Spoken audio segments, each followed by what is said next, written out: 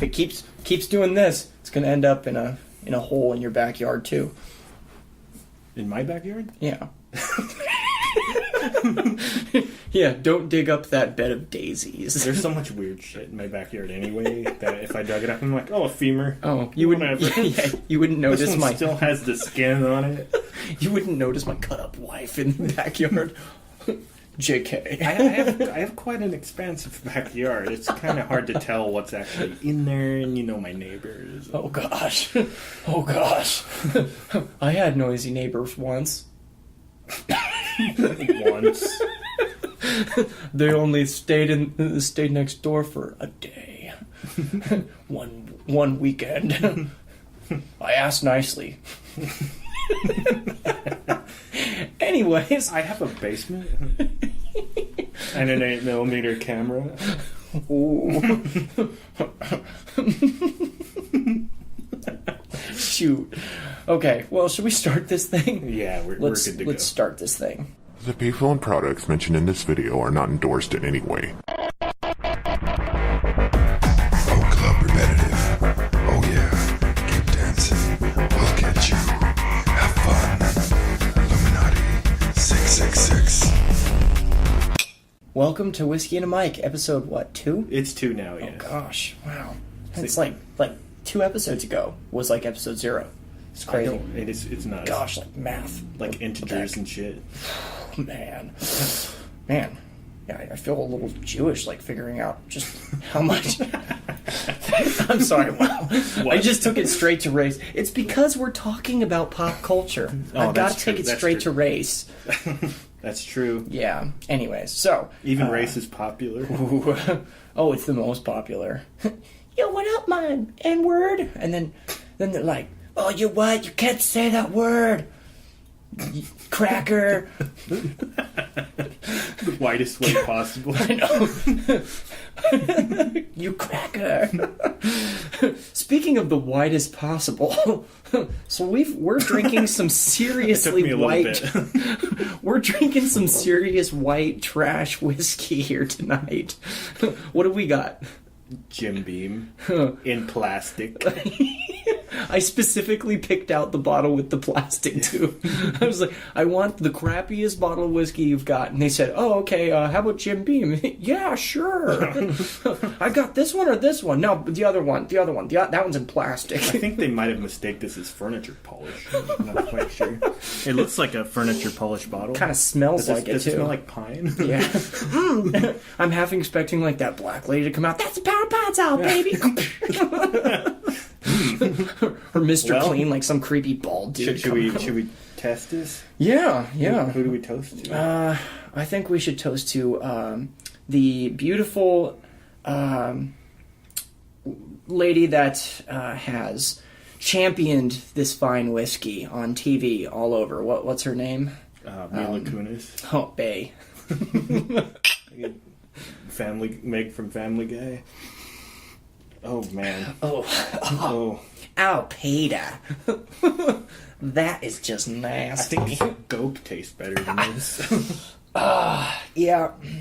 Oh boy, That's Mila. Boy. Every movie she's ever been in is like on point. But this, you just needed the money, didn't you? I wonder where all that money went from that 70s show and Family Guy. You got punked. We'll just leave it there. We'll just leave it there. Love you, bro. I hope she doesn't have like some horrible disease now. Then I got punked by myself. I know. Oh man. Yeah, speaking of actors, and especially actors that you really respect that did something really terrible, and this kind of jettisons us straight into the pop culture talk. All right. Oh yeah, that's right. Episode 2, we're talking about pop culture. Yeah. But yeah, like jettisoning straight into it. My boy, my favorite actor in all of humanity, Mark Wahlberg. Uh-oh. What happened, bruh?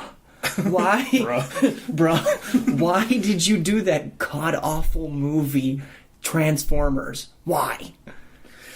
I haven't seen it, but I already knew it's going to be a floating turd. Yeah, you're lucky that you didn't go see it because I'm pretty sure I walked out with AIDS. It was that gay.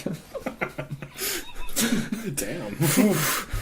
So like, okay, so here's my complaint with the pop culture thing, is we have sacrificed storyline for explosions and CGI effects and robots shooting everything and blowing things up. And like, I mean, yeah, it's cool for the first like 3 minutes, unless you're 12. Yeah. Unless you're 12. Yeah, I was gonna say, like, what demographic is this movie like targeted for? Like Brain Dead, like, whoa, did you see the Transformers movie? I was drinking like my 5th Coors Light, and when Bumblebee did some stuff, I was like, whoa. Yeah, I think it's perfectly marketed. I think it's market. The market is like people like our age that grew up watching the TV show, the cartoon. Mm-hmm. So you're like, oh, I can watch it, and it's got Mark Wahlberg. It's gotta be good. The guy from Ted and Transformers, and you're like, yes, this is gonna be great. And then you watch it and you walk out with AIDS. Dude, Mila Kunis was in Ted. Yeah, she. Full circle, bro. I must drink another today. Seriously though, Ashton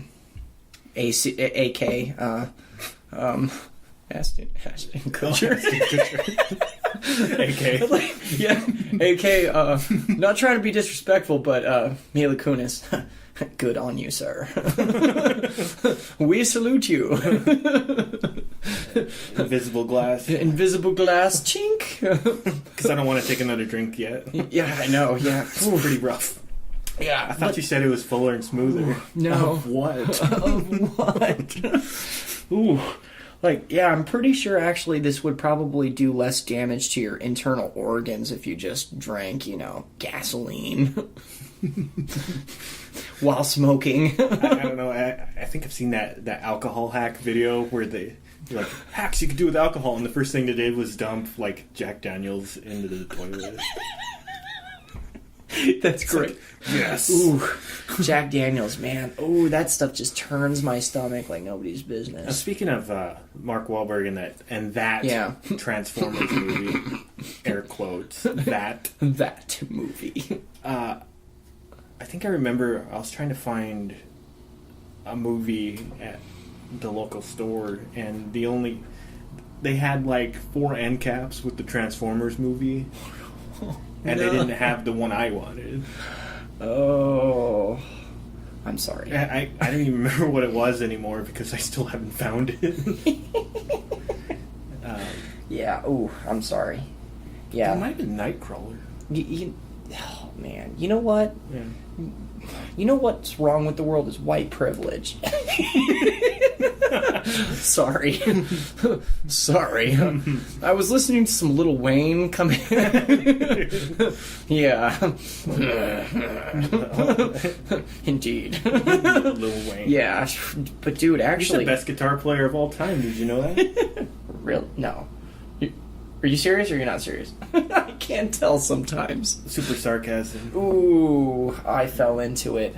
Oh, plop. That's why I was like, did you know that? And I'm like, just holding the glass, just smelling this crap. And yeah.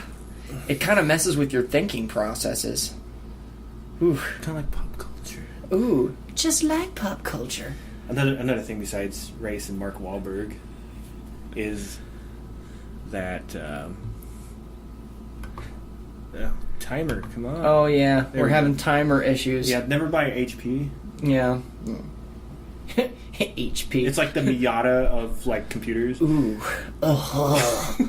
Miatas. Hey. What car do you drive? A Miata. A Miata. I drive a Miata. Ooh. Speaking of which, if any listeners are interested, you should definitely Google stereotypes of a Miata. It's pretty funny. It's high quality entertainment. Yeah. Kind of like watching a bug zapper. Oh yeah. Make sure to send the URL to anybody you know that drives one. Just text them the URL as long as they're not, like your boss or something. They stroke the beard that they want to go. It's pretty accurate. Ooh. Ooh. Ooh. Yeah. Oh, Miatas. Also, speaking of pop culture, there's religion gets their hands in there too, and That's the most bonkers thing ever, because that's kind of weird, because pop culture, you're like worshipping idols in a way. Pretty much. And when you add, have you seen Rappin' for Jesus? No, but I don't. I think it tastes worse than this whiskey, which is pretty bad. Ooh. But it's also Rappin' for cringy Jesus. as farm. I mean, if you watch that, you're gonna shake. You're legit. You're gonna be like, oh. Ooh. That just sounds like something that I would definitely not be interested in. Oh my gosh. Well, I was on this quest to find the worst rap song ever, and it was a toss-up between this one or that Pikachu song. Oh gosh. Or Karate Train Your Body. I'm gonna post all these in the links. Oh my gosh.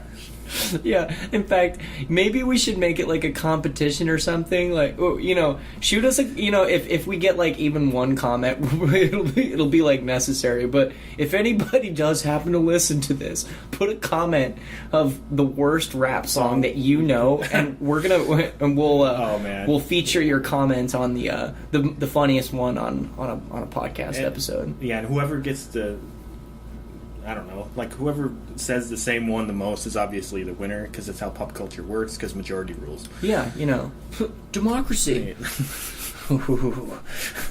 No, but like kind of getting back to like actual where we were talking about pop culture and everything. I watched this video on the way here to record. It's called "Art Is Dead" by Bo Burnham. And he's on YouTube. Mm-hmm. If you're interested in a good laugh, watch Bo Burnham. Great stuff. But he has this song that's called "Art Is Dead," and I actually wanted to share some of the lyrics. All right. Because the lyrics just are perfect. So he starts out. He's art is dead. Art is dead. Entertainers like to sound complicated, but we're not complicated. I can explain it pretty easily. Have you ever been to a birthday party for children, and one of the children won't stop screaming because he's just a little attention attractor? When he grows up to be a comic or actor, he'll be rewarded for never maturing, for never understanding or learning that every day can't be about him. There's other people, you selfish a-hole. You're going to have to use this whiskey to treat the burns they just got. So verse 2 is where he just like drops the mic. He says, now like this is where Bo Burnham is like one of the best. I would say he's like one of the artists that we've lost. Back in the day, like, artists used to be more holistic people. I would say Bo Burnham is like on that path to becoming what Hollywood used to be. People that you would want to emulate. So this is verse 2. He drops the mic right here. You can feel like his own loathing for himself being a part of this pop culture. Self-hating. Yeah. So, I must be psychotic. I must be demented to think that I'm worthy of all this attention, of all of this money you worked really hard for. I slept in late while you worked at the drugstore. My drug's attention, I am an addict, but I get paid to indulge in my habit. It's all an illusion. I'm wearing makeup. Makeup. Oh. Art is dead, so people think you're funny. How do we get those people's money? Art is dead. We're rolling in dough while Carlin rolls in his grave. This show has got a budget. Referencing the Big C. Yeah. And all the poor people way more deserving of the money won't budget. 'Cause I wanted my name in lights when I could have fed a family of 4 for 40 effing fortnights. I am an artist, please God forgive me. I am an artist, please don't revere me. I am an artist, please don't respect me. I am an artist, feel free to correct me.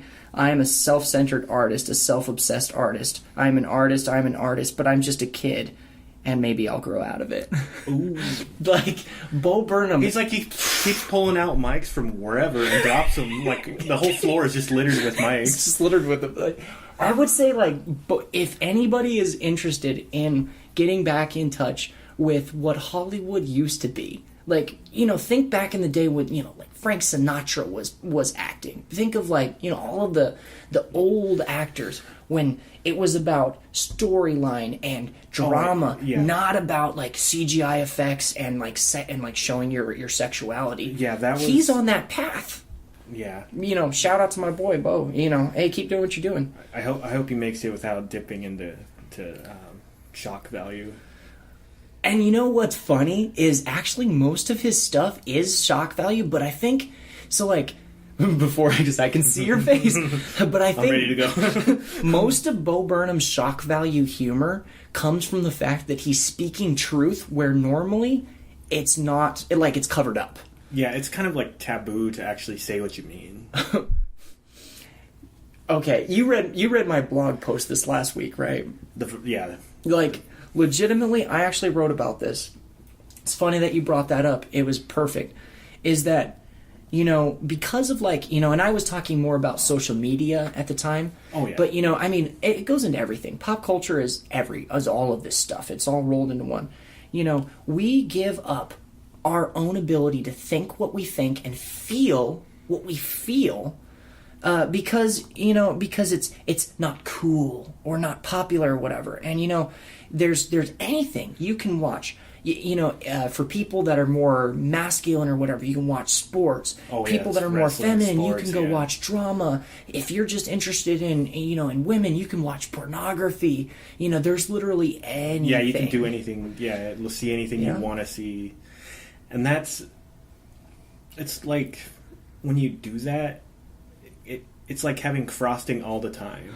Yes. It's like you cannot, quality versus quantity. There is a mass quantity, but all of it's shallow as farm. It's like, this whiskey sucks.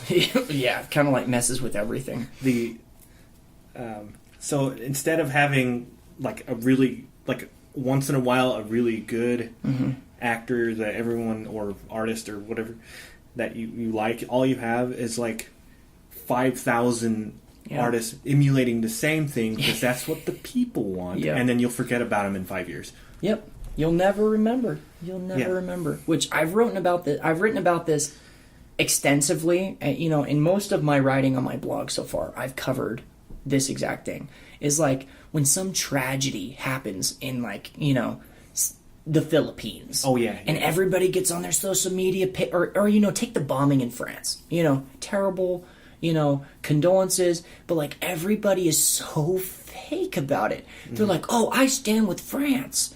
No, you don't. You probably don't even know anyone that lives in France. You hated them Yeah, you were hating on them last week.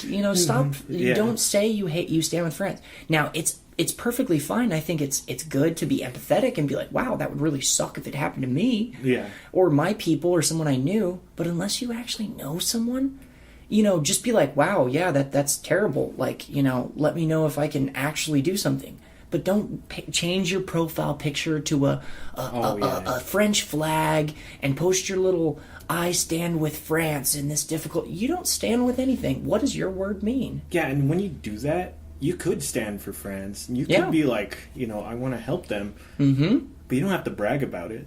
Yeah. What is it like? The unspoken good deed is better than the one that's shouted about from the rooftops. Yeah.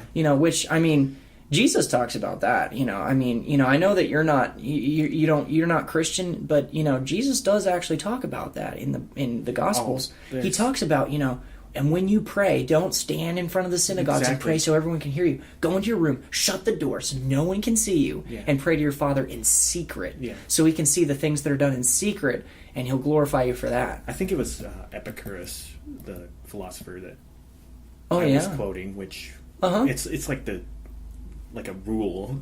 Yeah. When you, it's like getting praise for something you don't need to do.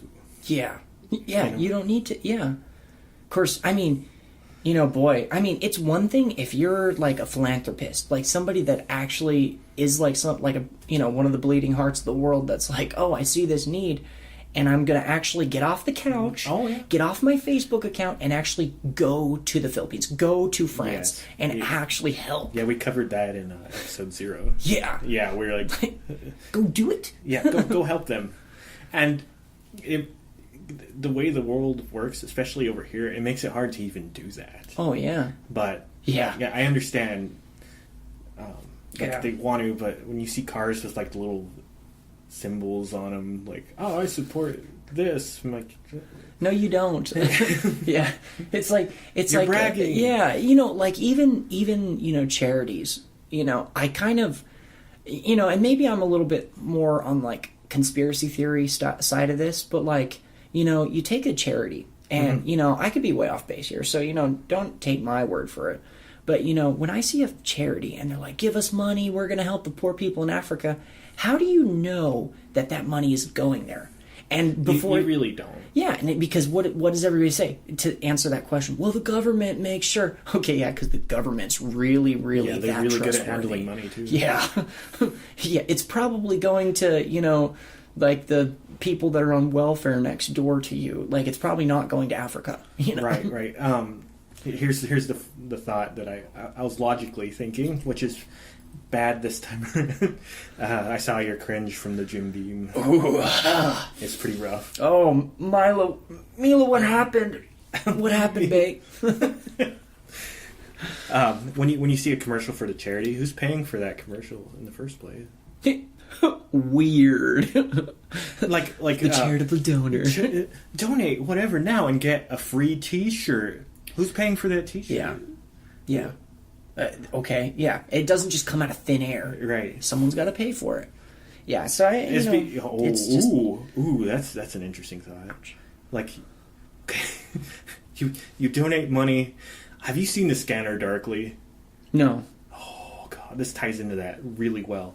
So you donate money to a charity that uses the money to fund the sweatshop to make the T-shirts, so you can donate money again. And it's just like a never-ending circle jerk of the money. Yeah, but when you watch a Scanner Darkly, it's the same thing but about drugs. Wow. And it's written by Philip K. Wow. The guy who wrote Total Recall and Blade Runner.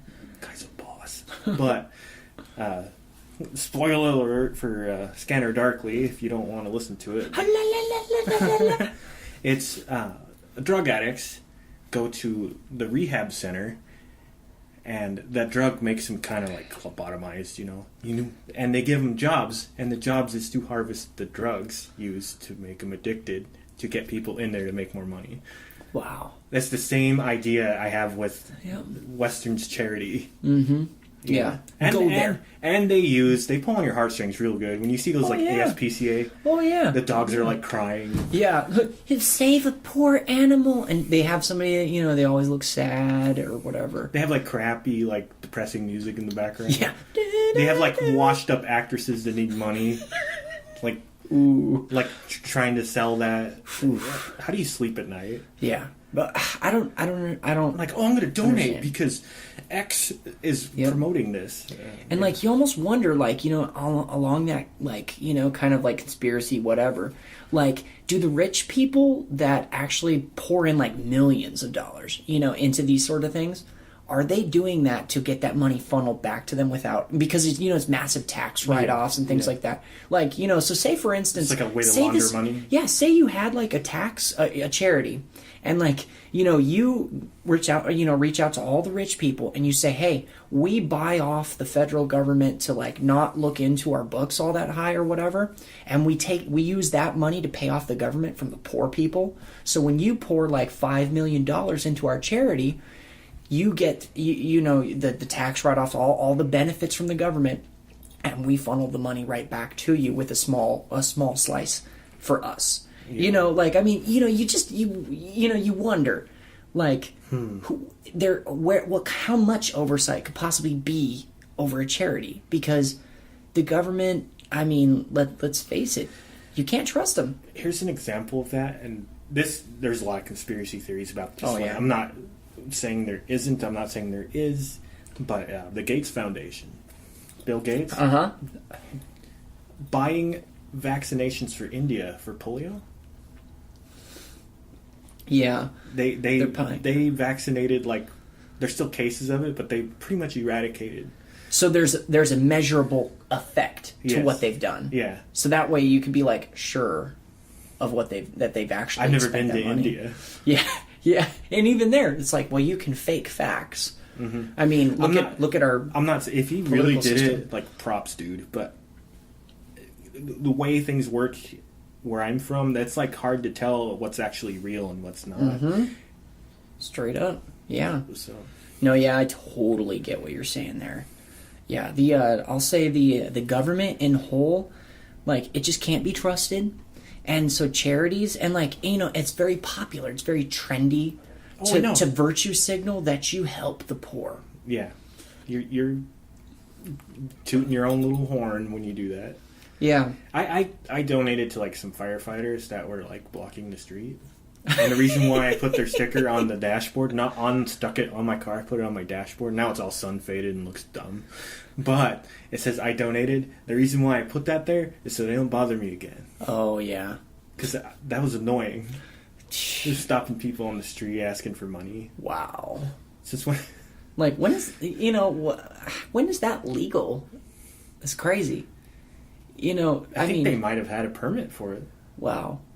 Yeah. Like, you know, maybe that's what we should do. Maybe we should quit our jobs and, like, become professional beggars, get whatever permit they used, and, like, stop traffic on the side and, like, hold them up for money.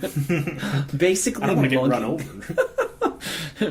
Ooh, that would only happen in Charlottesville. Ooh. Too soon? He went there. He went there. Too soon. But, you know, actually, that goes right into, like, the other, you know, another nastier side of pop culture is, like, how you see now celebrities endorsing or, you know, giving their little opinions or whatever about politics. People with power. Yeah, you're people like, with power over the majority. Come on. Yeah, ooh. Like, okay, I love. What was that girl's name? Meryl Streep gave like she's pretty hardcore on. Ooh. Yeah, ooh. She gave like this terrible speech, like hating on, you know, Trump and the Republican Party, you know. And I'm not saying that people don't have their right to their opinion. Everybody has their right to their opinion. Mm-hmm. But you know, if you're an entertainer and what you do is lie about what you do for a living, you know, like essentially, what do? You say your name is I'm this character in this movie. You basically fake, you make believe for a living. Actress. You act. Yeah. Like, you're how about you keep your lane? You know, you can and just, you know, go on Twitter and say that. That's what Twitter is for. So you can air your little opinions. Mm-hmm. But, you know, in the function of your job, it's like as if you or I in our job decided that we were going to start talking about our opinions to our customers. You know, like say you work in McDonald's. And like every person that comes up, you're like, hey, have you heard that Trump's an a-hole? Like, how long do you think you're going to be working there? Yeah, not very long.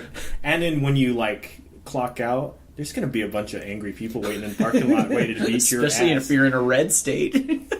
And that happened to one of the pop artists that I actually like. I kind of like Adele. Oh yeah, right? Yeah, I like Adele. She's got a beautiful voice. She's from across the pond, but she was across the pond. I believe she was doing the anti-Trump things on stage. It's like, you're British. Get off the stage. I want to throw tomatoes at her. It's just funny when you hear her sing. She sounds normal, like not normal for us. American. But when she talks, it's like Monty Python. It's crazy. But I do like her Skyfall. Yeah, she's got a beautiful voice, which, you know, unfortunately, you can't say about very many of the singers today. Yeah. You've got what is it called? Auto-tune, that's like super popular. Yeah. And it's like, I'm sorry, if you use auto-tune, you're not an artist, you're a dabbler to me. If you can actually sing and use auto-tune for a purposeful effect as an instrument... Yeah, that's different. That's like a trumpet with a mute. Yep. Like, you could play the trumpet like a boss, and then adding a mute makes it extra awesome. Like Ariana Grande, which, Ariana Grande, really cute, by the way. Hey, props. But, like Ariana Grande, she can actually sing. Yeah. But she uses the auto-tune, I think, in her records, like it sounds like she does. If she does use it, like, it's just to, like take her just that 1% better.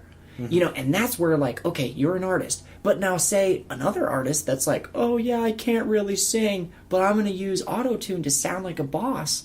You're like, okay, yeah, you may sound like Drake, but T-Pain. You may sound like Justin Bieber now. Ooh.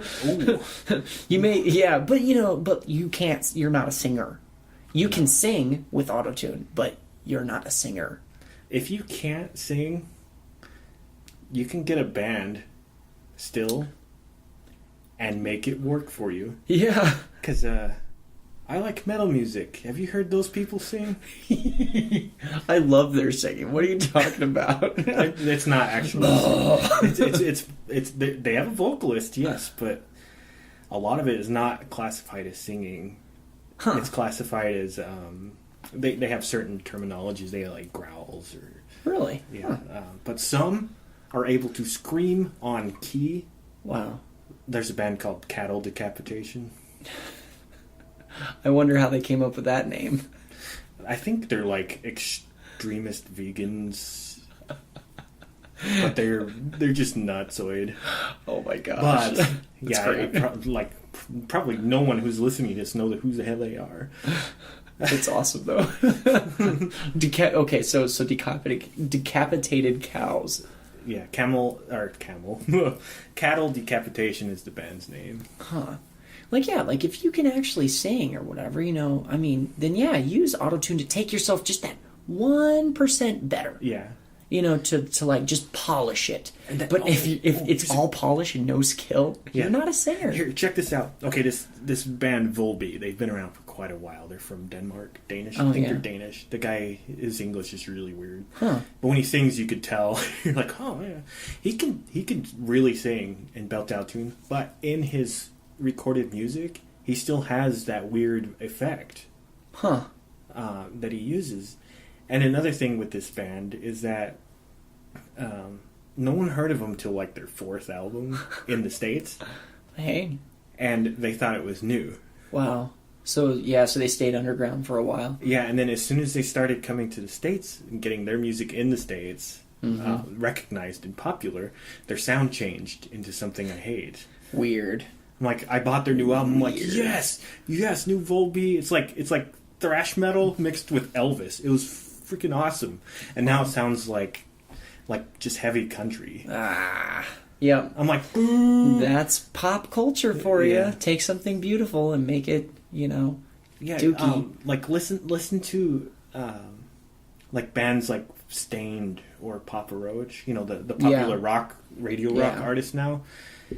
You should hear their starting stuff when they first started living their dream, what they wanted to make, and what they're making now because of money. It's like it went from like hardcore like individuality, like yay, and then it went to emo immediately. Oh, like as soon as they started making money, emo to please the crowd. Yep. Yeah. Crowd pleasing. Yeah. Instead of following your passion, you submit to like mob mentality. It's very much like it's very Roman. Which I'm a history guy. I like history and stuff. It's very Roman in the fact that take the Colosseum and like what happened there, all of the fighting and things like that. What were they doing? They had a form of welfare in the form of free bread in the Roman Empire. They were they didn't have jobs because they didn't need money for food because they were fed by the government. So what were all these people going to do? They were going to sit around and do what was popular, which is watch people kill each other. Watch the crazy ass Coliseum TV. Yeah. So you've got, people that are going to decide, what's good and what's bad. Well, how do you know that what the society says is good is actually good? Yeah. If you don't have something to plug back into, which is kind of like what I'm writing about in my blog. Yeah. Is I'm talking about digging your roots down. Digging your roots into something permanent, something that has been there for time immemorial. To be grounded, you can still engage and interact in the culture and like pop culture or whatever, but now you're coming from it in a more grounded way.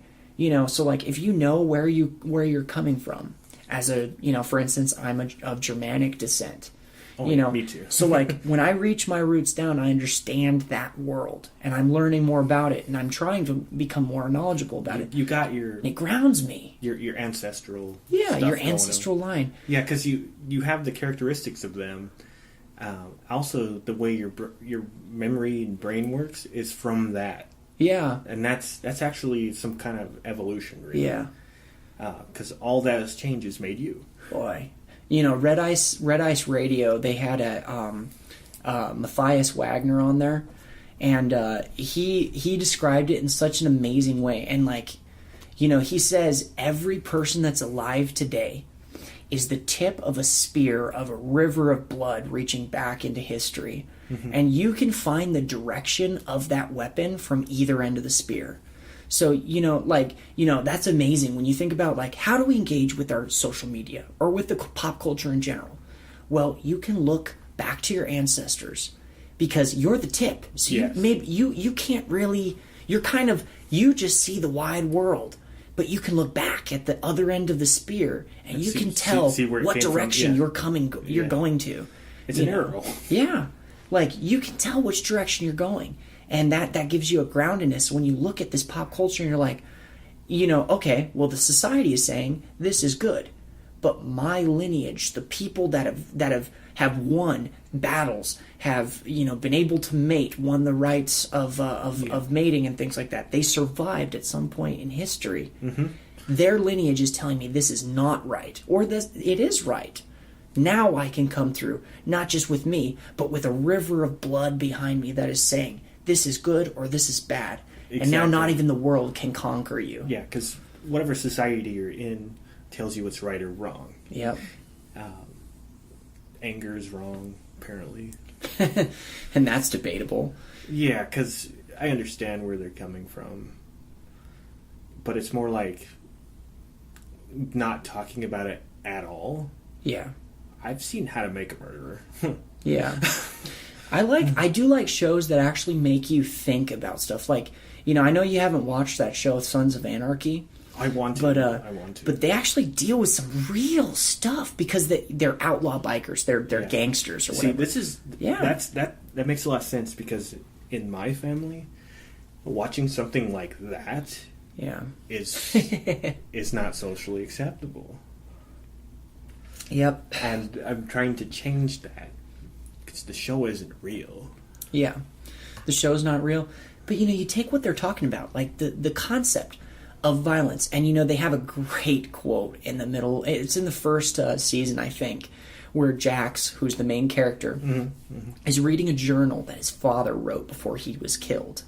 And his father writes, on the fringe, when you're substituting your safety that society provides for freedom, real freedom, and I'm totally butchering this quote, by the way, but real freedom requires responsibility. When you step outside of what society says, when you step out of proxy violence, going back to what you said about anger, if you're going to, so say for instance you've got a daughter, which neither of us have children, but say you have a daughter, and she is raped, and you decide to step out of the safety of society that would say he needs due process and he needs to be tried in a court of law and then he'd go to prison. If you decide to step outside and take freedom, true freedom, and take what honestly should be yours by right, the right of revenge, of vengeance, of justice, and you go and you handle things, what will happen to you? You will... I'd be tried as a murderer. Yeah. When you step outside of free, and they deal with these things in such a raw way in that show that it speaks to people on a primal level. Because when we look around and we see proxy violence, when someone wrongs you, you call the cops. But our insides, the lineage of our ancestors tells you this is not the way it was supposed to be. Right now. Yeah. Fight or flight. Yeah. If that happened to me and I, took matters into my own hands, which I often think about some of the stuff I see around where I live, the only thing that's stopping me from baseball batting some people that I that's weapon of choice. You can get that anywhere. We have a big 5. I have a freedom of choice of whether I want oak, aluminum. No, I'm just kidding. If I actually go vigilante and take matters into my own hands and end up in jail, would it be worth it? Yeah, that's the other thing. You gotta balance that choice. Yeah. If I know that I will end up screwing myself over by taking matters into my own hands, would it be justified in my own mind? Was this worth it? The answer's probably yeah. I mean, but Yeah. now I'm like, reading The Art of War and stuff in a prison cell. Yeah. I know, so Doing like you always push-ups all gotta do day. that. You just reminded me of an interesting story that I had a teacher when I was in high school that told me. It was like an uncle or something, some like relative of hers that came home from work or whatever and found some guy attempting to rape his wife or his daughter, some close family or whatever. Yeah. The guy took the basically smashed the guy's head in, brutal murder, brutally killed him. But saved his daughter, and he was in prison. And when I was in her class, she was telling me that he recently had come up for the hearing for parole or whatever, where they basically review your case and decide whether or not they can let you go. And they asked, "Do you feel any remorse for what you did?" And the guy said, "No, I don't." And well, obviously, you can imagine he's still in prison. Ooh, but that's shitty. But it's like we've given up what our ancestors have told us is ours by right. It is yours by right to be able to do what you what your honor demands. Which you take like Viking society, which I don't know specifically where my ancient ancestors come from, but I know they're Germanic. So you kind of take that whole culture as one. You take Viking society because we know more about it. If you take revenge on somebody for doing that, say for instance raping your daughter, and you take revenge, now what are you weighing? You're not weighing the violent retaliation of violence by the state. You're weighing retaliation of his family, of starting that blood feud. So it kept people hyper aware of their own actions because, okay, if I take, for instance, that guy that did the rapist. The rapist now can see, okay, if I do this, if I take this action, then her father can come at me, and then my family will come at him, and then his family will come at mine, and it will just get bigger and more destructive. Do I want to take this action? Oh, it's a big risk. Yeah, and the same for him. Okay, he's raped my daughter. Now, I have the right to take revenge. But do I want to go so far that I create, like torture the man and brutally, just brutalize him so that way his family now feels threatened and has to come at me? Have you seen Fargo? No. The series? Mm-mm. Season 2 deals with family gangs, kind of like that. Where That's interesting. This person does this, and then they update. It's kind of like a Cold War. Yeah. Huh. Or like the Hatfields and McCoys. Yeah, almost. kind of like that, where there's just a big feud throughout history. Yeah. I wasn't trying to discount what you're saying. It just reminded me of that show. But yeah, I hear what you're saying. You gotta like, is this worth it for the sake of butterfly effect down in time? What will happen to my family if I do this? Yeah. And I think that's a better form of policing. But, at the same time, and Sons of Anarchy deals with this as well. In a polite society, you do need proxy violence, in a certain sense, to have a gigantic mono society like we've got. So it's like, it's a hard balance to strike of like, what do you want? What is really, truly best? When the heart of man is ultimately evil, is smaller government better or is larger government better? And this is kind of the debate between the right and the left right now in our political scheme. Yeah, and secretly, they're both shooting for bigger government, just different sections of it. Yeah. You've got your Republicans that just want to expand the military complex, and you've got your Democrats that want to expand everything. Yeah. What did Clinton say? I can't remember if it was Clinton or not, actually, now. Jim Beam. He said... Republicans are good at putting up walls, and Democrats are good at taking down walls that aren't needed. Because they want to block everything. Yeah. And that won't work. No, that's complete isolationism. And Japan tried that and it didn't work. Yes. Well, I guess it did and it didn't. Because you think about ancient, like, Japanese society where it stagnated was, like, back in the I can't remember the date of the Battle of Sekigahara, where basically a one shogunate was established. And the Tokugawa clan took over the whole country and then closed the borders. And they closed the border for, like, centuries. Ooh. And the country was not opened back up until I think it was, the guy's name was Perry, rowed his ships. American captain rowed his ship, or put his ships right there in the bay and forced the government to open their borders for trade. But guess what happened? The samurai now were back still using swords and knives. Oh, yeah. When the rest of the world now had guns and cannons, and you know, so like just blocking yourself off is not good. Oh, that Tom Cruise movie. Have you seen that movie? Yes, The Last Samurai. Yes, I have. To my Drunk Western guy saves Japan. Sort of. No, sort of. He did. Even though Katsumoto still got killed. It's at always the end. drunk Western guy saves other culture that's know. not Western. And it's always Tom Cruise too. It's always Tom Cruise or anyone named Tom. Yeah, Tom. Ooh, it's the name. Tom The name's Hanks, Tom Cruise. Oh, and no, I know, but it's like that. You know, the rest of the world will move on without you if you block it off. So the Republican Party, or not Republicans, if the right has their way and like completely walls us off, that's not good. But then also when you demolish borders completely, which is kind of what they're asking they're for. They're both. That's not good either. They're both fucked.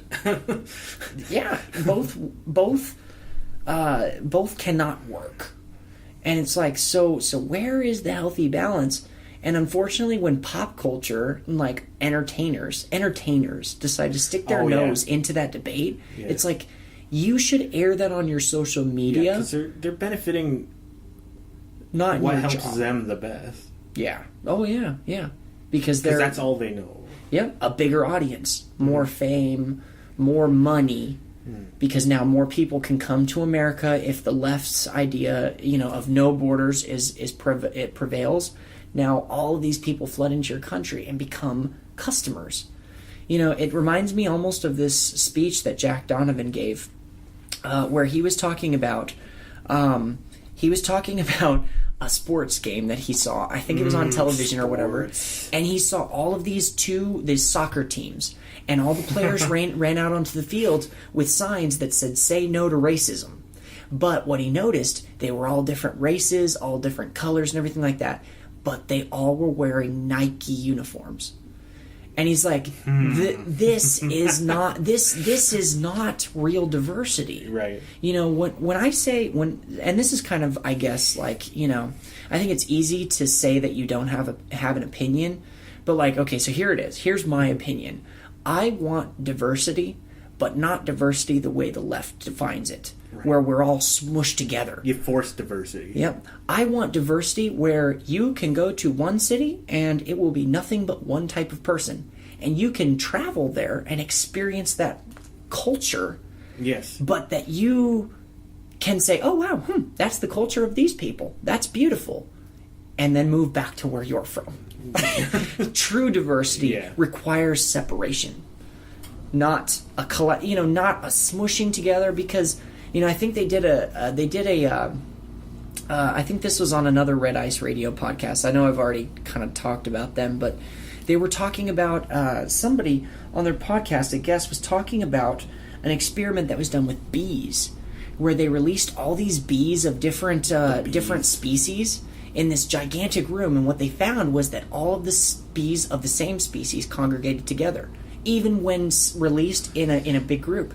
People will naturally pheromones. Yeah. People naturally go to what is the familiar.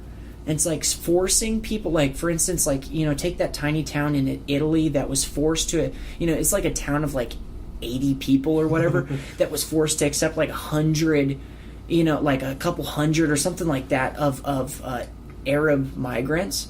Ooh. And it's like, well, that's not diversity. That's an invasion, because now you're not giving those two cultures the separation that is required for them to carry on their cultures apart from each other. Yeah, one of them is just going to just assimilate the other. Yep. And they're going to be the stronger of the two will. Yeah. And so, like, it's like there's people, like, there was an Anthony Bourdain. Boy, I'm like referencing people. I'm on a riff, man. I need to know this guy. What's his name? Anthony Bourdain. He had like an interview with this German guy. Bourdain. Yeah, he's on the history or on the Travel Channel or whatever. But he had an interview where he was talking to this German guy, and basically what their conversation boiled down to is that the world won't know peace until we're all the same mocha color. And I'm like, how can you say that you're for diversity then? You're not trying to make one tribe. You're just trying to recruit everyone into yours. Right. You don't really want diversity. You want one tribe, a one world tribe. And I think that's the most soulless, evil, disgusting idea in the entire world. I want to be able to go to an Indian powwow and be like, wow, this is really cool. Yeah, that would because it's different than mine. Yeah, you wouldn't. All you would have is like propaganda pictures. Yep. Of what things used to be and why they aren't. Yep. And it'll be all lies. It'll be all lies. Exactly. Like, because history is written by the victorious. Mm-hmm. And if we're all the same mocha color, well, then it's easy to pin the blame on a certain type of person. Yeah, and I like totally agree with what you're saying, but I also want to point out that having genetic diversity. Yeah, you need that too. Yeah. You need that too. Mm-hmm. And like that's the thing is like when people say what I'm saying, people automatically like it's when I say like for instance when I say that I'm proud to be of Germanic descent, people automatically think that what I mean is that I hate people that are of African or Asian or Indian descent. I know what that is. That's a bandwagon. Yeah. Exactly. They're just jumping on that because that's what everyone else is doing. Mm-hmm. They don't even think for themselves. They're like, oh yeah, hate. Mm-hmm. You racist. Yeah. You're a bigot. And I'm like, no, it's okay for me to love me, but that doesn't mean that I hate you by default. If I love my people and I want the best for my people and I want to marry someone of my own people and have children that will look like me, that doesn't mean that I don't like people that are of other types. No, people. that's yeah. That's some anthropological shit I can get into right now. Go for it. Riff on it, man. Riff on it. The people in genetic backgrounds like yours who haven't diversed as much, they tend to favor someone of the same group. That's that tribal thing, right? Yeah. There. Like you've seen like two types of apes fight over water. Mm-hmm. That's, I'm getting screwed up off this. It's crappy whiskey. I immediately went to Black Friday for some reason. Damn it! That's not where I was wanting to go, but we'll just carry on. When I talk anthro, I gotta not drink. Yeah. Okay, yeah, so... shit. So, yeah, so you were talking about, like two apes fighting over water. Yeah, that's not where I wanted to go. Oh, snap. That's just something I really want to talk about. Good job, Jim. The automatically... Like, naturally, people don't like... They're curious of the differences, but they're afraid of them. Yeah. Yeah. Genetic diversity is what, makes it so we actually have a population to begin with. And when you don't have that, everyone will live in Alabama, of course. Ooh. What do you mean? I love my sister. I mean my wife. Same thing. Ooh. Ooh. Shots fired. Too much Jim Beam in that trailer. Jim Beam. Thanks, Mila Kunis. Babe. You had no idea what you're getting yourself into. You're creating... Though people with that much power, it's creepy. Yeah. Like power over the masses. But the thing is, that people want to do it. Yeah. The reason why the actors and actresses are doing this is because they know that the people... sells. Yeah, it's what sells. And the only people that should be blamed for what they're doing is the people, not them. Because they feel they don't want to change. Yeah. They want to, stay with the crowd and not... They're trying to be like everyone else. Mm-hmm. And when they're not, you're classed as a weirdo. I remember at my previous job, it was a lunch break, and I was sitting up in the break room drinking like Powerade or whatever. That's like vivid. It was a blue one. It had coconut oil in it. Death in a bottle. And they were talking about these TV shows. I don't watch TV. I really don't. Like, I watch Netflix from time to time, and I watch movies rarely. Yeah.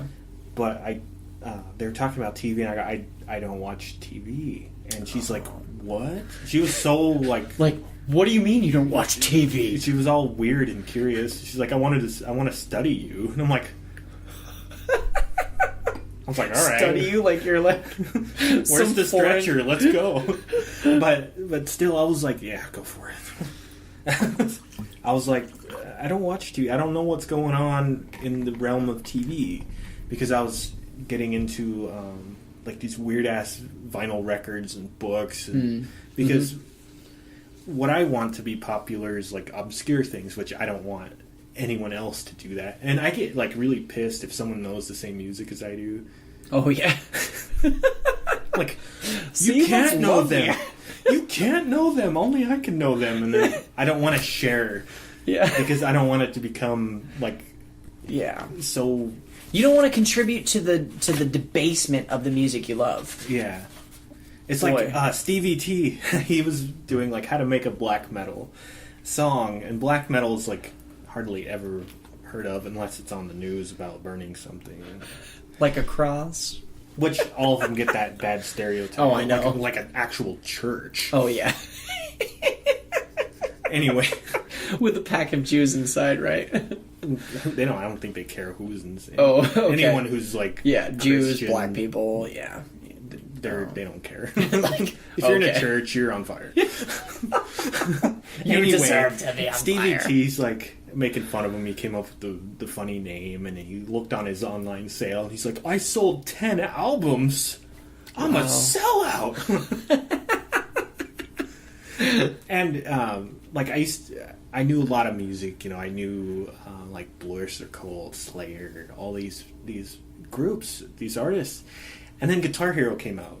Ooh. And then everyone knew about them. Yeah. And they thought that I turned into a tiny hipster at that point. Because I was like, I liked them before they were on Guitar Hero. But everyone thought that you were bandwagoning on them, Guitar Hero. Since I knew them, it's because of Guitar Hero. Yeah. And they go, have you heard the original song? The Guitar Hero one is way different because they emphasize the guitar. Yep. They turned everything else down. It sounds like shit. I hear you. Yeah. That's so frustrating when you know something before everyone else. Like I experience that with books. You know, like because I'm a loser like that. But yeah, like I'll find these great books. Like I'm a really big fan of fiction, and like specifically fantasy books. I love fantasy books. And I'll read like these crazy books by authors that are, completely unknown. I got some crazy books for you. Yeah. Oh, yeah. Like, and then I'll see them in Barnes and Nobles one day, and I'll be like, Son of a... Yeah. I'll like pull them off the shelf and like put them behind the other books because it'll just make me so mad. Yeah, because some asshole in a Miata will drive up and buy the book you like. Stupid Miata, man. Oh, man. Miatas. Oh, Miata owners. Oh. They're ruining everything. You know, the sad thing is, we probably just alienated the last group that's not completely torqued off at us. It was probably just the Miata owners. And now we've just... I haven't even gotten to Star Trek yet, so just wait. Oh, yeah, okay. We'll save that for when we have some Jack Daniels here to drink. Oh, hell with it. We can talk about Star Trek. We're good. Yeah. Have you watched Star Trek recently and like dealt with the after school special themes they always add to them? Like, no. Are you serious? Yeah, if you stop and just think, like, instead of looking at it as sci-fi, look at it as a Western. Oh. And then you could see it. You're like, oh, is that how it is? Oh. See, that's my problem with, like, my family really doesn't... I can tell they don't like watching movies or TV shows with me anymore. And that's why I've kind of stopped doing it. Yeah. Because, like... So here's the problem that I see with them, is they're enforcing these little, and they do it very subtly. It's so subtle, but they enforce this agenda of like everyone's got to be the same color beige, and everyone's got to think the same and feel the same and talk the same, and like just on one point. This is just one way that they do this. Drink the lemonade. Like talk about here. I'm about to go nuclear, bro. But I tried, but I got derailed by Joe. So, you take the feminist thing, like and watch, go through a program, like a 30-minute program on TV. Know where this is going. Yeah, and watch the commercials. Just watch the commercials. Leave the show when the show comes on and come back for the commercials. The commercials will always depict at least one or two in every program. Happo. The stupid man that doesn't get it. Happo. Yeah. It's like we're just, and they do it so subtly. And then even like in shows, my parents love this one show. It's like called Heartland or whatever. Right. And like I ended up getting into a pretty big fight with my mom over this, which was interesting. Was because in one part of the show, and I didn't see most of the episode or whatever. I came in like in this one part, and this girl throws her drink in the guy's face, or no, she slaps him. Okay. And walks away, and I'm like, oh wow, okay. But if he slapped her, then it'd be, he'd be the bad guy. You brought out some guns right there. and my mom was like, I don't appreciate that, and I was like, well, I mean, but it's true. It's true because you think about it, like if somebody puts hands on me, they have now ascended beyond the level of man to woman. Man to man, they've ascended beyond that level, and they've now taken it to a human who is entitled to all the rights of that befits a human to another human being, and they have now assaulted you for what? Because he was a mean guy. That was the premise of the show, is that he was really mean to her. There's no reason. There's no reason that she should do that. And she slapped him. And so I was like, and I called it out. And I do this with all the shows. I call it out when I see it. And I'm like, well, that's crap. That's a load of crap. That's feminist crap right there. And it's so subtle that, like, if you disagree, if you point it out, like what I did, then you're the bad guy. You gotta watch Bill Burr's little skit about... Bill Burr's great. He did one about... there's no reason to hit a woman. He's like, oh, give me a break. There's no reason to investigate why the house burned down either. Oh, exactly. Yeah, that's what's driving me. He's like, hey, honey, you want some ice cream? Ow! Don't hit me. It's not like that. Like, what did they do? Yep. What did they do? You take like any, I'm not saying like go out there and just beat her. Don't beat your wife. But like, here's what I always don't ask. Like give her a full haymaker to the face either. Exactly. You got to recognize that there's a strength disparity there. But like, what I always ask, unless it's JoJo Calderwood or Ronda Rousey, they could probably just like destroy me right now. What I always ask when I see like a domestic violence thing, get into the news, I always ask, I wonder what pushed him to that point. And like I'm always, add the shock value of how could you say that, that everybody always gives me. But it's like, okay, maybe his response of beating his wife to death was overboard. But what pushed him to that point? We gotta treat the cause, not this. They're just dealing with the symptom. Like, that needs to go away, instead of what made him do it. Exactly. Was he like an actually legit, like not because the mental health system in this country just sucks. Yeah, it's terrible. It's terrible. Yeah. Like, what pushed the guy to do that? Yeah, like, was it like an upbringing of like environment and nurturing at the same time? Was it like... Yeah. There was recently... Did he finally just lose it? And... like, he finally had enough of his wife calling him a deadbeat dad when he's working 3 jobs to bring... what brought him to that point? And then also, like, not just slapping a label like, oh, he's a wife beater, bad guy, he's automatically in the wrong. What brought him to that point? Let's ask that question, because I've experienced this, and like say whatever you want about like being gay or whatever, like, oh, that's gay that you say this, but I have been emotionally abused in a relationship before by a woman. Oh yeah. She emotionally abused me, and you know what? It's possible while men can physically, I don't think men really can, well, no, let me retract that. Men can emotionally, both parties can emotionally abuse each other. But I will say men typically will physically abuse their wives. And women will typically emotionally abuse the man in the relationship. Now, I'm not saying that there's not crossover. I needed to retract that other statement. But, I think typically it's the woman emotionally abusing the guy. She emotionally abused me in a lot of different ways and made me like it. And so when I finally got out of that, so that's why that hard response of I started surfing the dark web, where MGTOW was at, watching the MGTOW, because they were expressing the anger that I felt coming out of that, and realizing whoa, she emotionally abused me. She treated me like a piece of garbage. I don't deserve that. And so the MGTOW were saying what I was feeling, so I was enjoying that. But honestly, not that I endorse MGTOW. I think MGTOW is kind of silly, and I think know who that is. It's this movement it's called Men Going Their Own Way. Oh, okay. It's a bunch of men that they're men's rights activists. Okay. And and I think it's a good jumping off point. And I would encourage any guy that's being run by his woman, if your wife or girlfriend, if your wife or girlfriend emotionally abuses you in any way. It could be a host of different ways, whether that be, just flipping the script and just for no reason getting angry at you, calling you a deadbeat boyfriend or husband or whatever, when you haven't done anything wrong. Constantly, all sorts of things. If you're being mentally abused, check out what they've got, but don't stay with the MGTOW. Use it as a jumping off point. Experience, what you were saying about anger.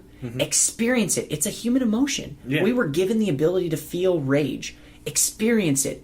Dig into it. Love it. Learn to love your anger. But then, I've expressed it. I felt the anger, and now I can let it go. And that's where I'm at right now. Yeah. I was angry for, probably a good year after this breakup. I was angry and yeah, screw women. They're all dirty, and I don't like any of them. And then, now I'm okay, I've felt the anger. I've experienced it. I've expressed it in all of the conceptual, with all the conceptual senses. And now I can let it go. And now I can say, okay, I'm not mad at women. I'm ready to date women again. And that's where I'm at now, where I'm able to go out to clubs and hear that horrible music and stuff like that, and actually go and talk to women and not be wow, you're shallow for being here. I hate your guts. You're probably, think that. Yeah. You have to give vent to the emotions that are human. I hear you. And that anger can last for a long time. It can last far longer than a year. Yeah. I've been fucked up for a decade. Wow. I wrote a book for some lady. Huh. Oh, yeah, you were telling me about this. A book. I mean, it made Lord of the Rings look like a child's book. It was amazing. And she basically threw it away. Wow. All I wanted her to do was just play bass guitar for me. She was too shy or something. But I was going to let that go. Yeah, it's fine, whatever. I wrote her a book. Wow. It was, and then she's basically just dumped me right there. I was like, fuck, what do you want? Yeah. I worked my ass off on this for you. I could have sold it. I ripped it to shreds and lit it on fire and then peed on it. And then now I still hate writing because of that. Wow. I do it. I'm good at it. I hate it, though. Yeah, because it brings you back to that place. Yeah, and I'm still mad. It's guilty by association. Yeah. I don't know what to do with it. And when I do become famous, eventually, my books are probably going to be this guy needs to be in a padded cell. But you know what? I think that's what all good art does, and I think that's what pop culture has lost. They've lost the ability to say, okay, I'm gonna give the world, it's now I'm gonna go back into Germanic culture for a second, so stick with me. This is kind of gonna go a little crazy, a little off the rail, but there's this place in the Germanic lore. It's another realm of being, basically. It's like you could consider it a heaven that's parallel to heaven, kind of, in thought. And when you go there, it's like this ether, where all of the creative aspects of the cosmos are, but they're formless.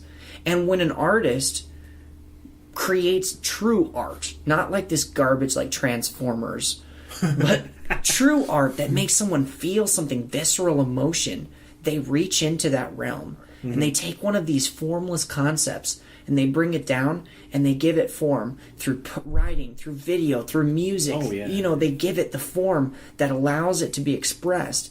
And that's what true art is. When someone can listen to a song, read a piece of writing, look at a drawing, and feel something, because that concept that everyone feels is given the form that it needed. Art is creating an emotional response. Yep. It's not just repeated rhythm. Yep.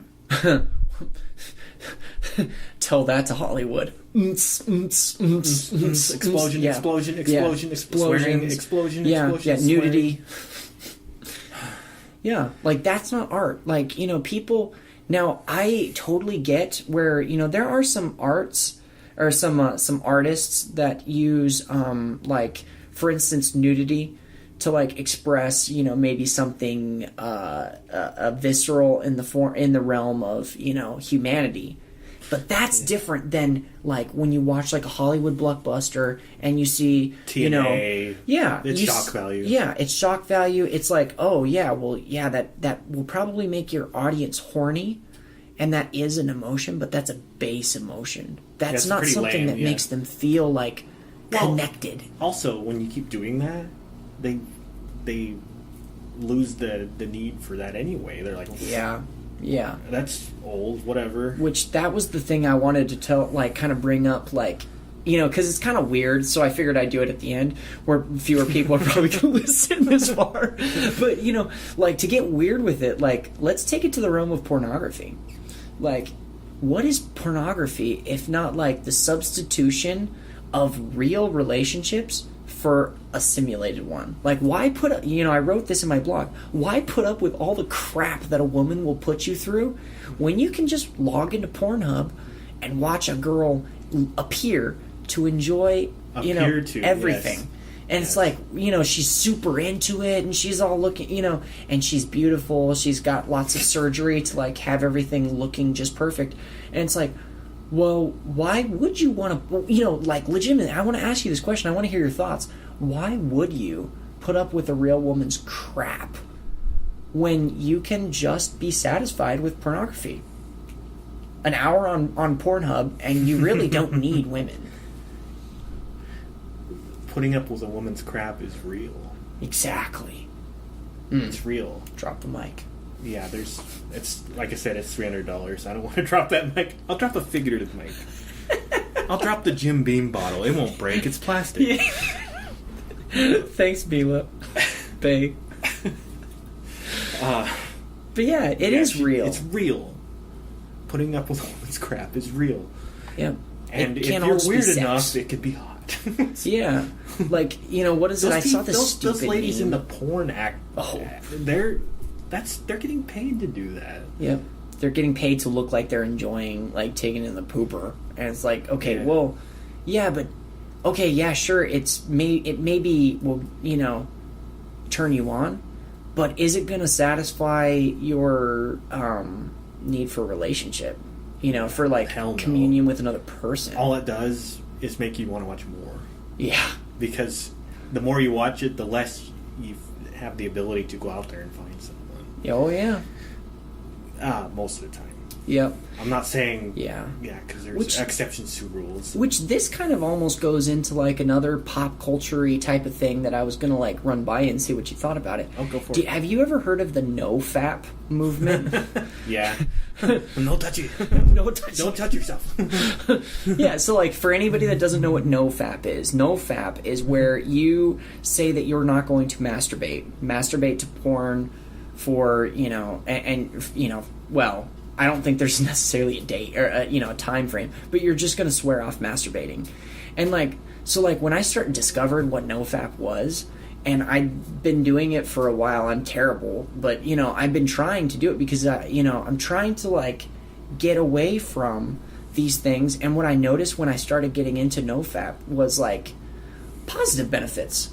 Like, all of a sudden, oh, now I notice more energy and, like, drive to actually go out and meet a real person. Yeah, that could also be a placebo.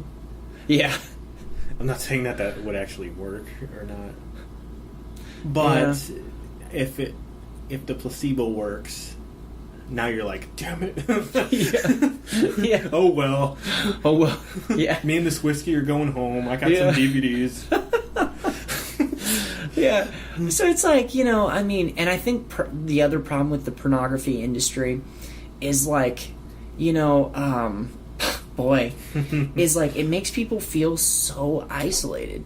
Like, you know, because when you see like a girl like really getting into like having sex with some dude, and you look at him, he's got like a, you know, ginormous stuff, and you're like, well, I don't look like that, you know.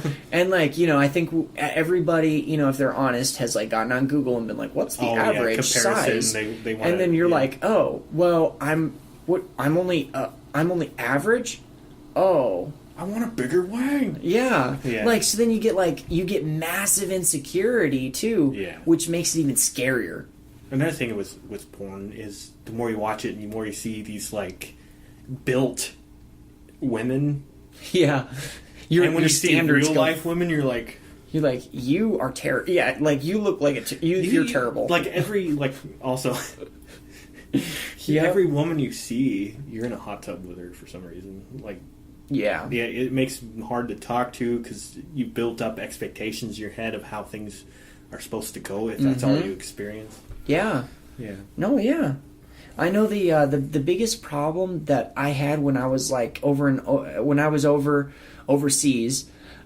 you know, when I was like super into pornography, like, you know, like over an hour a day spent on like porn or whatever, and like, you know, you look around and you just see you see real women, and you're like, and you're immediately like, oh, yep, you're pointing out all her flaws, and you're like, yeah. No. Also, I have no drive. When you watch it, you gotta up your stakes because you're getting so used to the same thing over and over. And you're like, I wonder what this would be like. You're like, all right, I could work with that. Yeah. And then higher and higher and higher until like it becomes illegal. Yeah. Next thing you know, you're hiring a prostitute. Like, and that's probably next thing you know, you're like Wolf of Wall Street. Now that is a funny movie, but the opening scenes, and I'm like, what the fuck? What kind of movie am I watching? Yeah, but like, you know, your standards shoot through the roof, and then also like, you know, your drive drops, and then it makes you nervous to talk to a real person too, because it's like, if immediately she's not like, you know, because like they always have like in those movies, they always have like that scene where, you know, they're standing in the street talking, and then the next thing you know, they're having sex, and you're like, oh, okay, so that's how it's supposed to be. So then when you're walking around and you open a girl and you're like, hey, how are you doing? What's your name? My name's Lisa, and my name's so and so, and you like start and like, oh, okay, 10 minutes later, you nice to meet you, and she walks away.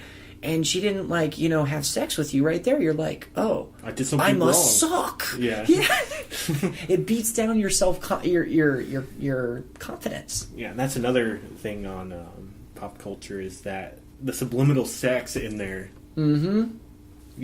In your mind, you're like, oh, I'm going to see some boobs, or I'm going to see some ass, or just or it's not a good movie, or whatever. Like, where's the nudity? What do you mean? It's rated G? I'm not watching this crap. This belongs in a garbage or a coaster. It perverts, and then also too, like, you know, you kind of touched on it. Like, eventually, you start having to look at harder stuff to, you know. Get your jollies. Like you have to look at like crazier stuff and crazier stuff and crazier stuff, and like, you know, I read a book that was really good. It's called Every Man's Battle, and recommend anybody that's like watching that much pornography, like as much as I was watching, to read that book.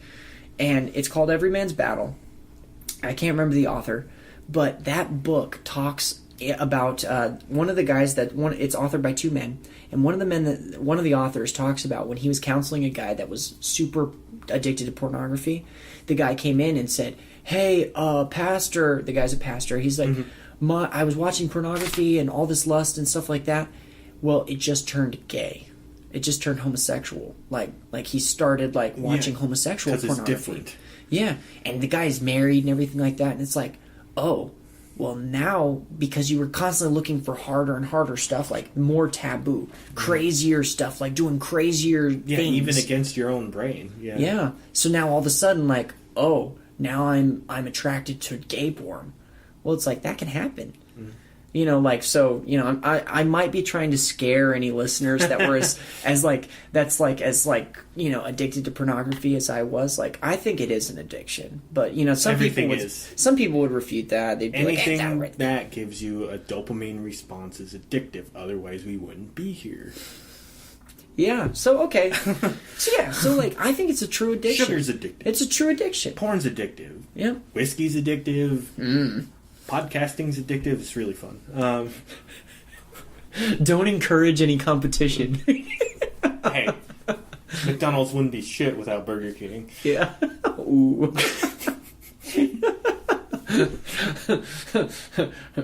Touche. Because Burger King. Also McDonald's too. Yeah. It'll both like give you the diabetes. But yeah. Oh yeah, I was gonna about subliminal messaging. I kind of just barely did that with the sex stuff, but the commercials, TV, music, especially pop music. Oh yeah, it's all rhythm, and then all of a sudden it's like dancing in a club. Yeah, and about sex and cell phones. Yeah. You see pretty girls dancing behind. It has no connection to what he's singing about. It's like, oh, if I don't have the new Samsung, well, that's in this song that they're using. Yeah. I'm a nobody. Yeah. If I don't have gold teeth like Lil Wayne, I won't get laid if I don't drive a Mercedes. Or a Miata. No one will get laid if they drive a Miata. No. That's like... But you will in San Francisco. That's like the abstinence car. You will in San Francisco. Oh, that's true. Yeah.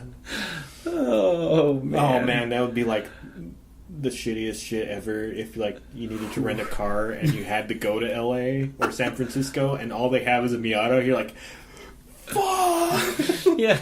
You'd be driving around in downtown San Francisco in your Miata and people would be stopping you and be like, bro, we get it. You're here. It's like, you're not gay. You're like, dog, you're driving a Miata.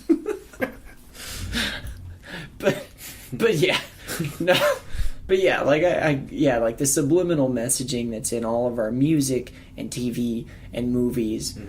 It turns people into literal zombies. Like, and social media too. And they want it. Yeah, and they want it. If the people didn't want it, it wouldn't exist. Yeah. So the only people to blame are the people themselves. Yeah. What do they call them? The sheeple? Please don't say that.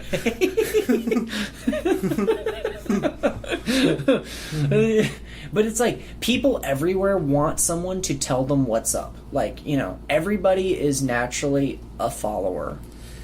This stems back to when materialism started to become a thing, keeping up with the Joneses back in the day. Like, oh, Unga Bunga has a bigger farm than I. So I must have bigger farm. And then all of a sudden, you know, the wheels inventor like, damn it, my wheel's not as smooth as that wheel. And then it just keeps going, his fire is bigger, what the fuck? And then all of a sudden it's like, oh, I got the new minivan because I have 15 kids. And, you know, and then it's like, well, my car can hold 17 kids. Yeah. And charge all their iPhone 17s or whatever. GPSs. Oh, even cars, man. When you look at car commercials, they don't even talk about the engine size or like it's all about the comfort. Torque.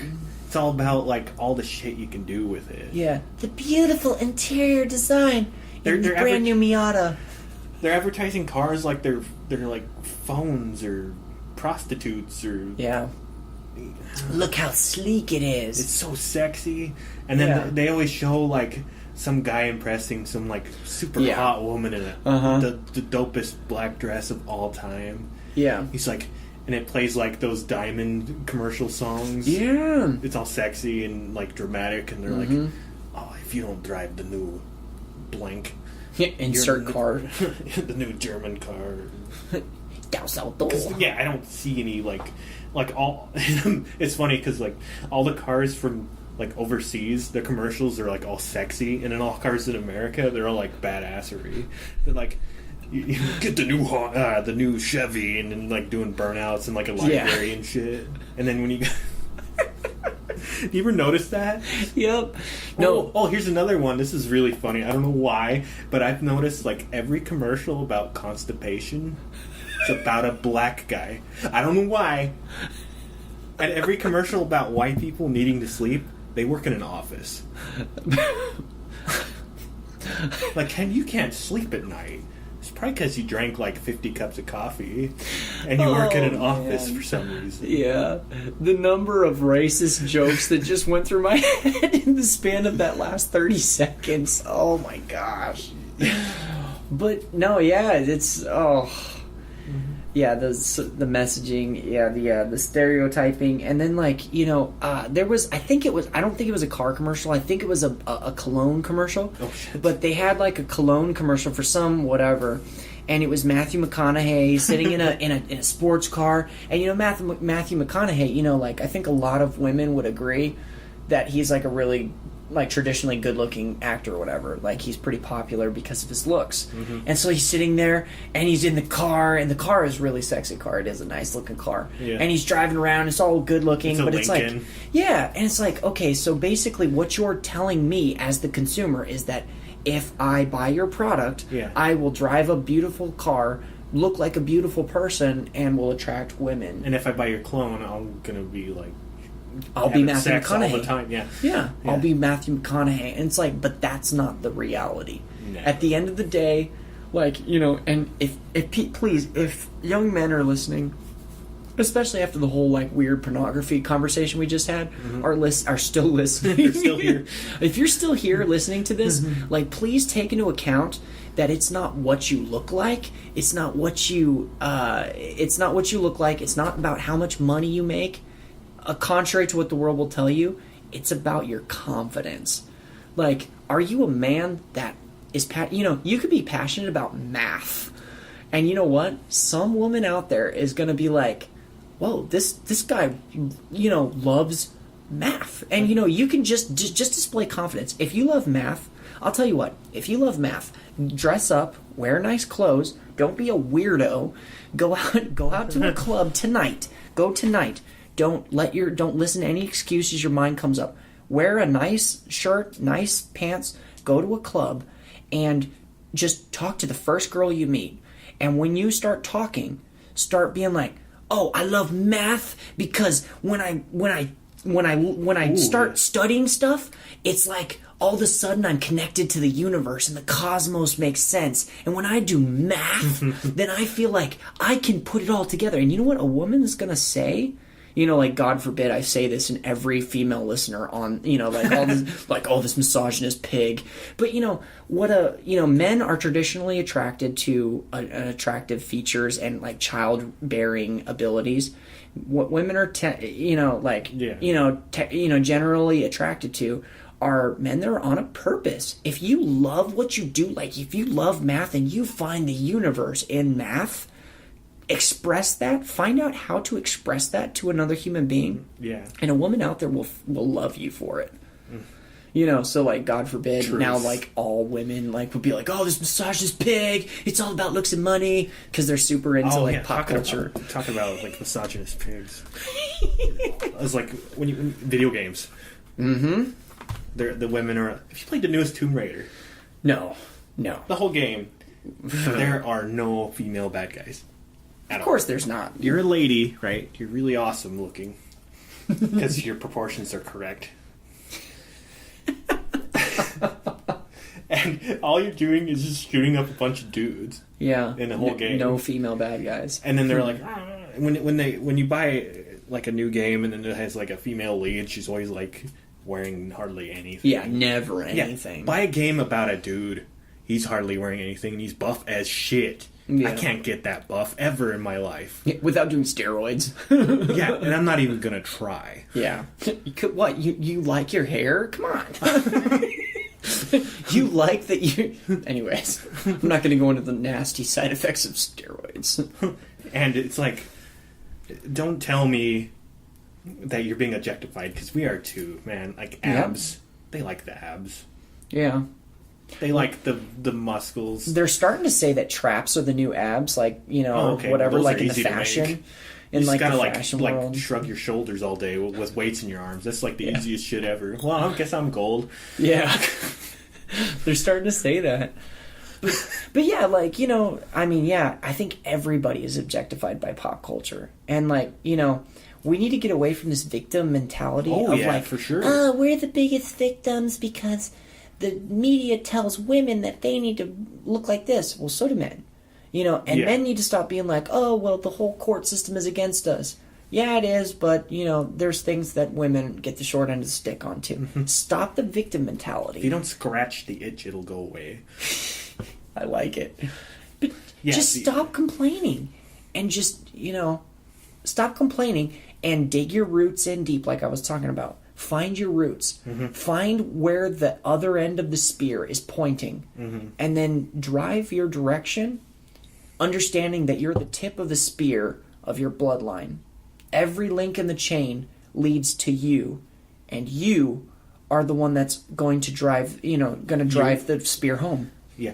Also, you are going to continue on with... Yeah. You have a responsibility to your descendants. You can screw up their future by doing what you're doing now. Yep. Yep. Like, you know, people that are addicted to anything in pop culture, you know, you need to realize the legacy that you're leaving is nothing. You know, like you're leaving a legacy that, you know, when your grandchildren eventually watch you die, they're going to say, oh yeah, my grandfather or my grandma just died. They were nice people. Yeah. And then that's it. Like, I'm sorry, but when I die, I want my children, my grandchildren to be like, he was a man that lived everything that he wanted to live, and I want to do better than him because he lived like an amazing. And even if I shoot to do better than him, even if I only make a fraction of what he did, I'll have made it.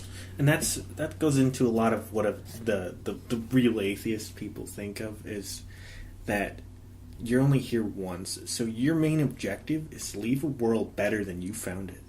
Yeah, yeah. Leave the world. Yeah, that apply. Yeah, leave the world better than you found it. Yeah.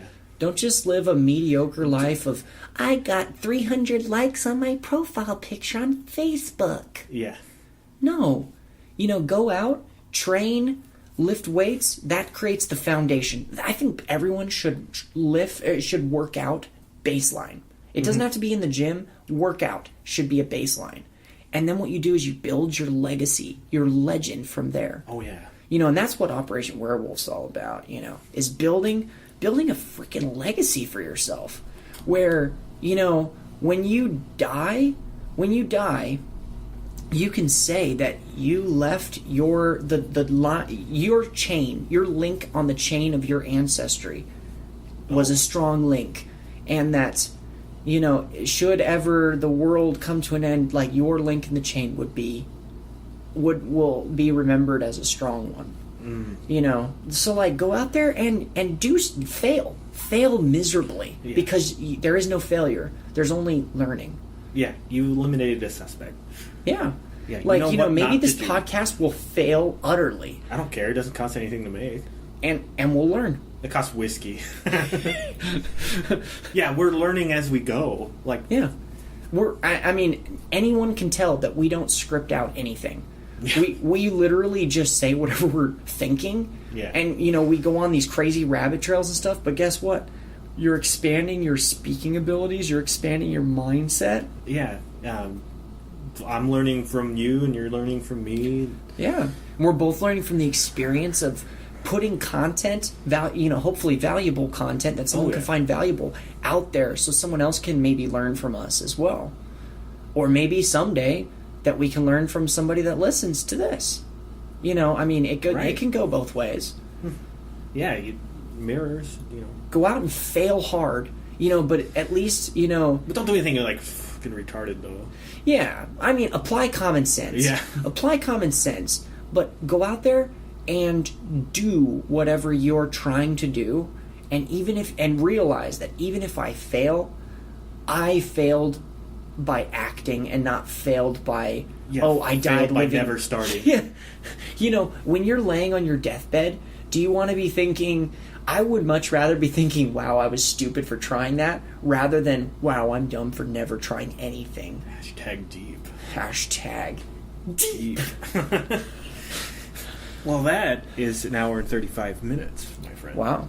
So we've been at it for a while. We've been riffing, but Yeah. so we'll be back later this week. We were a little late on this podcast. I had some personal things come up, so we'll be back on next Saturday. Yes. We'll be recording the next episode and everything. So tune in. We've got a Facebook account. You can follow us and watch the mayhem. We have Facebook? Oh, I'm sorry, not Facebook. Twitter. Yeah. Sorry. Rewind Twitter. Stupid Jim Beam. Damn you, Jim.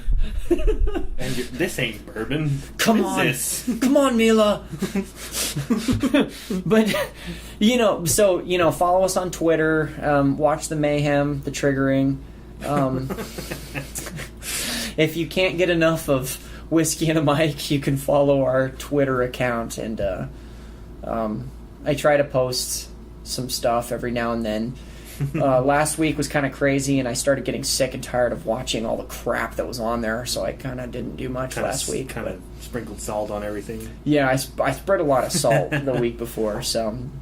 But yeah, so, I try to keep it light, try to keep it interesting and funny, but there are some things some news stories and some things that have come up that we retweet and comment on and leave a little bit of a centrist view on both sides. There are some retarded right-wing ideas and some retarded left-wing ideas. For sure. And we spread some ideas of the center on both. And we try to keep it, fairly even. But specifically, we've kind of been targeting the mainstream media here recently just because they're just...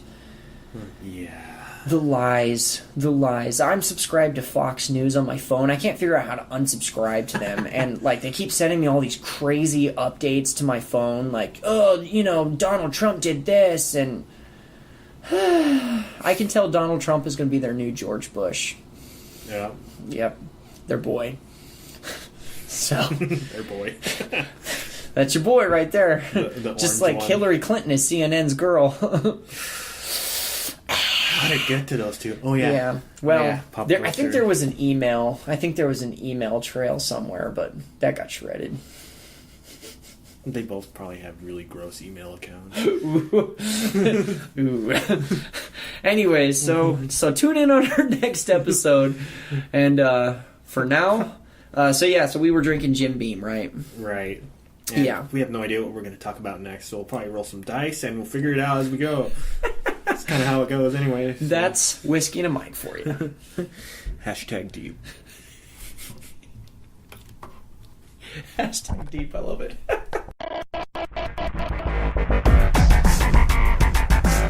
can't believe you made it this far. Congratulations. You are now part of Satan. Enjoy. Please dance responsibly. You salty bastards.